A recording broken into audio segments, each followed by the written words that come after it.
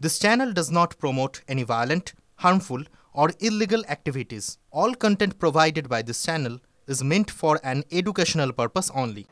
একদিকে দুই দেশের বিদেশ সচিব পর্যায়ের বৈঠক যখন চলছে তখন ভারতকে শত্রু রাষ্ট্র ঘোষণার ডাক দিচ্ছে বাংলাদেশের নিষিদ্ধ জঙ্গি সংগঠন হিজবুত তাহরির।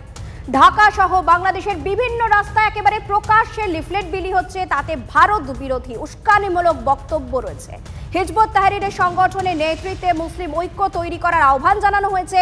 দুপাতার লিফলেটে ভারতকে শত্রু হিসেবে বর্ণনা করা হচ্ছে। প্রশ্ন এখানেই যে কেন ভারত শত্রু দেশ কবে থেকে হয়ে গেল বাংলাদেশের? দক্ষিণ এশিয়ায় খেলাফত প্রতিষ্ঠায় বাংলাদেশ নেতৃত্ব দেবে বলেও দাবি করা হয়েছে এই লিফলেটে।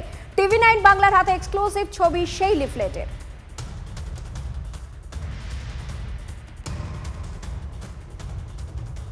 এই কথাগুলো কিসের ভিত্তিতে বলছে? ওই চণ্ডীমঙ্গল কাব্যেই লেখা রয়েছে না, পিপিলিকার পাখা গজায় মরিবার তরে।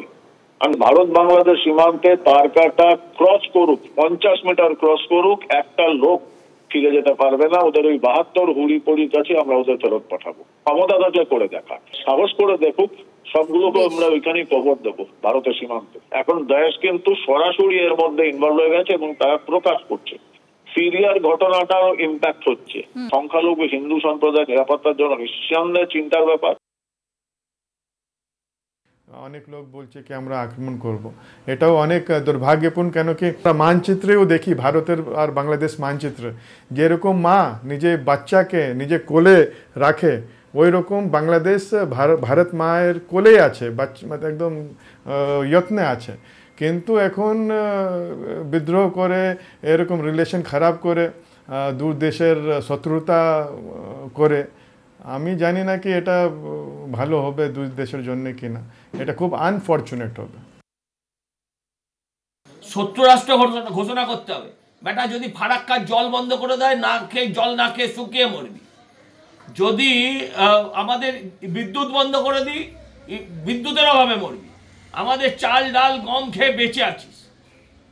হ্যাঁ, এইসব লোকেদের জন্য একটা সার্জিক্যাল স্ট্রাইক 40-45 মিনিটের খেলাতেই বাংলাদেশের নাম নিশান ভারতবর্ষের পৃথিবীর মানচিত্র থেকে হারিয়ে যাবে।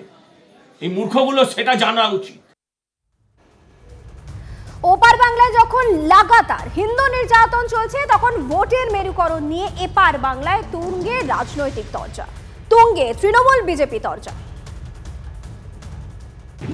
যদি এটা নিয়ে তারা এত চিন্তিত হয়ে থাকেন, তাহলে দিল্লির সরকার আঙুল চুষছে। উনি এখানে পেট্রাপোল, উনি এখানে রাস্তাঘাটে ঘুরে বেড়াচ্ছেন, তাহলে দিল্লিতে গিয়ে প্রধানমন্ত্রী অমিত শাহ বিদেশ মন্ত্রীকে কেন বলছেন না যে বাংলাদেশে হিন্দুদের উপর যে আক্রমণ হচ্ছে তার বিরুদ্ধে ব্যবস্থা নিতে? ধর্মীয় মেরুকরণ করে ভোটের রাজনীতি করছে বিজেপি। পশ্চিমবঙ্গে তো ধর্মীয় মেরুকরণ হয়ে আছে। পশ্চিমবঙ্গের মুসলিমরা 90% ভোটিং কাকে করছে? মমতা বন্দ্যোপাধ্যায়কে করছে। ধর্মীয় মেরুকরণ নয়, ধর্মীয় মেরুকরণ তো মমতা বন্দ্যোপাধ্যায় নিজে ধর্মীয় মেরুকরণ করেছে। যে গরু দুধ দেয় তার লাথি খাওয়া ভালো বলে। যেদিন হিন্দুরা একই মেরুর দিকে মেরুকৃত হবে, একই জায়গায় জড়ো হবে, সেদিন সেখানে মমতা বন্দ্যোপাধ্যায় সরকার থাকবে না। এদিকে বাংলাদেশে শুধুমাত্র যে সংখ্যালঘু হিন্দুদের উপর নির্যাতন চলছে তা কিন্তু নয়, এবার আওয়ামী লীগের নেতার বাড়িতে আগুন ধরিয়ে দেওয়ার ঘটনা ঘটল। পুড়ে মৃত্যু হলো নেতার মা কাকিমার। বাংলাদেশের মৌলভীবাজার সদর উপজেলার 11 নম্বর মোস্তাফাপুর ইউনিয়ন পরিষদের প্রাক্তন চেয়ারম্যান তথা জেলা যুবলীগের সহ সভাপতি শেখ রুমেল আহমেদ ও জেলা ছাত্রলীগ নেতা হেলালের বাড়িতে আগুন ধরিয়ে দেয় কট্টরপন্থীরা।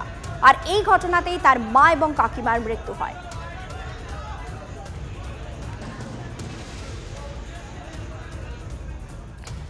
ভারত বিরোধিতার জিগির তুলে নিজেরাই বিপাকে। হামলার হাত থেকে রেহাই পাচ্ছেন না বৈষম্য বিরোধী ছাত্র আন্দোলনের নেতারাও, এমনটাই অভিযোগ। ঢাকা থেকে বান্দরবানের লামা যাওয়ার পথে নারায়ণগঞ্জে গাড়িতে হামলা চালানো হয়। বৈষম্য বিরোধী ছাত্র আন্দোলনের কেন্দ্রীয় সমন্বয়কের গাড়িতে হামলার ঘটনা ঘটে।